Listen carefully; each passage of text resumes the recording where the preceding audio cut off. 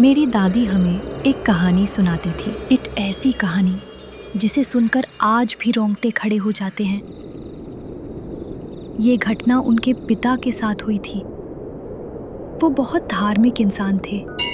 हर सुबह शाम मंदिर जाना ये उनके जीवन के नियम है। एक रात चारों तरफ सन्नाटा था। वो गहरी नींद में थे। तभी अचानक एक आवाज़ आई, धीमी, परिचित, लेकिन बेहद अर्ज भरी।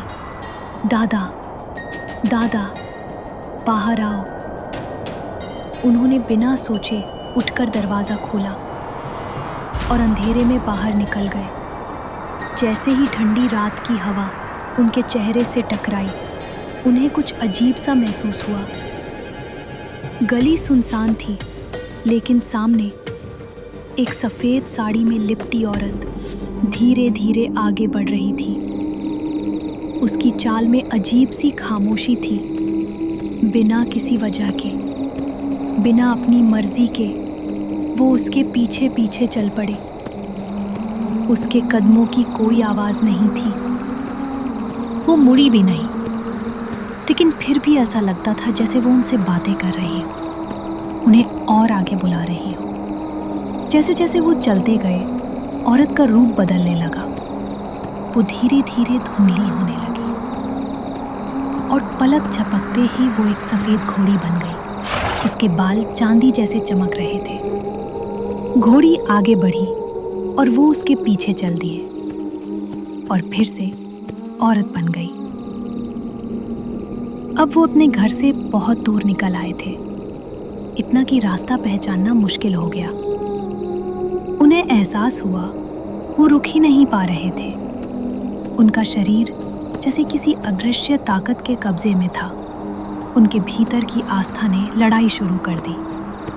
उन्होंने मंत्र जाप करना शुरू किया और हर शब्द के साथ उनका मन थोड़ा थोड़ा साफ होने लगा। लेकिन वो खिंचाव अभी भी था। हताश होकर उन्होंने कुछ अलग किया। मंत्र जपते हुए उन्होंने मिट्टी में अपने चारों तरफ एक बड़ा घेरा बना दिया, एक पवित्र रक्षा चक्र, इतना बड़ा कि कोई उन्हें छू भी न सके। जब घेरा पूरा हुआ तो वो थर थर कांप रहे थे और तभी उन्होंने उसे देखा। अब वो उस महिला का चेहरा देख पा रहे थे।